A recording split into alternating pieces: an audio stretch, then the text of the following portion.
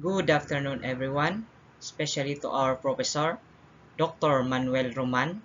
So, my topic for today is all about personality, which includes components of personality, the theories of personality, the types of theories, the trait theories, the developmental theories, and the needs theories of personality.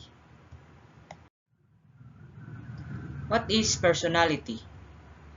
Personality is the sum of total of the traits and characteristics and patterns of adjustments of an individual that sets him apart or makes him different from other individual. What are the components of personality? First, physical or biological traits and characteristics. These include general physical appearance, size of the body, height, weight, color of hair, manner of walking, health, and etc. Next, capacities. Mental ability or intelligence, special abilities and talents in art, music, science, and etc. Another components of personality. The third one is psychosocial traits. These refer to good manners, gregariousness, extroversion, introversion, dominance, submissiveness, generosity, lifestyle, patterns of adjustments, and etc. Next, spiritual and moral values. These are piety, honesty, sincerity, keeping of promises, punctuality, responsibility, devotion to duty, absence of antisocial tendencies, and etc. The last components of personality, the temperament. This is emotional maturity and stability, the ability to keep one's cool when under stress and strain, the ability to control irritability and irascibility, and etc. The next one is theories of personality. Type of theories. The first type of theories is basic, which means body types. Bodily constitution, health, and vigor associated with temperament. Under basic is Kretschmer's classification. First, asthenic, which means tall, thin body associated with schizophrenia or schizotype temperament, a mental disorder characterized by splitting or personality. The second one in Kretschmer's classification is spikenic. Short, fat body with cyclothymic temperament, a mild manic depressive psychosis involving recurring cycles of exhilaration and depression. Third, dysplastic, bodily defective and handicapped.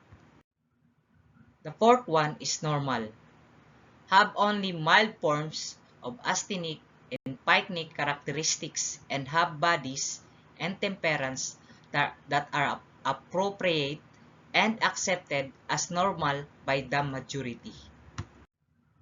Another type of theories is Sheldon's classification. Under this is endomorphic. Endomorph, prominence of the intestines and other visceral organs, round in body but weak muscles and bone. The second one is mesomorphic or mesomorph, athletic type with strong and ripping muscles, broad shoulder, and narrow hip. The third one is ectomorphic or ectomorph, tall, thin shouldered with delicate skin, fine hair, and sensitive nervous system. The second one in type of theories is temperament types, physiology, types based on body chemistry and endocrine balance.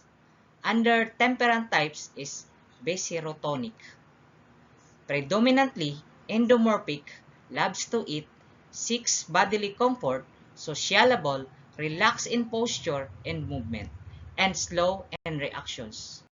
The second one is somatotonic, predominantly mesomorphic, energetic, likes exercise, direct in his manners, and loves competitive aggressiveness. The third one is cerebrotonic, predominantly ectomorphic, sensitive and emotional, worries much, does not like groups, and loves solitude. Letter B, Greek classification usually attribute to hypocrites. Temperament is dependent upon the predominant body fluid. Sanguine, warm-hearted, pleasant, quick to react, balanced emotional excitement, predominant body fluid is blood. The next one is melancholic. Suffers from depression and sadness. Unpleasant, calm emotion, predominant body fluid is black bile. Next is choleric. Easily angered and quick to react. Easily excited emotionally. Predominant body fluid is the yellow bile. The last one is phlegmatic. Slow, apathetic, calm emotion, weak, predominant body fluid is phlegm. The third one in type of theories is behavior, which means psychological types. These are Jung's theories. Under this is introvert. Prefers to be alone, shy, withdrawn, but may be a leader in a discussion if his level of intelligence is high. The second one is extrovert. Tends or prefers to be amidst people, very sociable, conventional, orthodox, well-dressed, outgoing, choose an occupation that deals with people like sales or professional work. The third one is ambivert. The normal who is in between the extreme of introversions and extroversions. Alport's personal disposition. Under this is secondary traits, which means when the traits are so many that they merely express isolated interest or models of responding and are better characterized as attitudes than traits. The second one is central traits, when traits are too few to describe a person. The next one is cardinal traits. When a person is dominated by a single outstanding trait that makes him stand out and he become a reference personality whose characteristic we expect others to know. Cattell's theory of surface and source traits. Under this is surface traits, which means traits are found by cluster analysis. They are mostly learned or acquired values that make man acceptable or not socially, such as honest and dishonest. The next one is source traits. These traits are found by factor analysis. They are more innate or inborn, such as mental ability, dominance, submissiveness, emotional stability, and introversion, extroversion. Next one is developmental theories. Under this theory is psychoanalytic theory of development. This theory holds that we undergo a maturational scheme of psychosexual stages, and at each stage, psychosocial crises occur which, if successfully met, led to maturity of psychosocial development. Under this is compulsive personality, which means characterized by excessive cleanliness, orderliness, obstinacy, stinginess, and punctuality. Next is authoritarian personality, characterized by highly conventional behavior, superstition, destructiveness, and cynicism, desire for power, concern over sex. The second one under developmental theories is learning theories.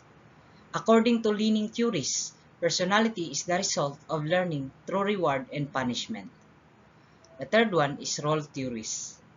It describes personality according to the manner in which the individual meets the various demands that society makes upon in his roles: a child, parent, man, woman, worker, and citizen.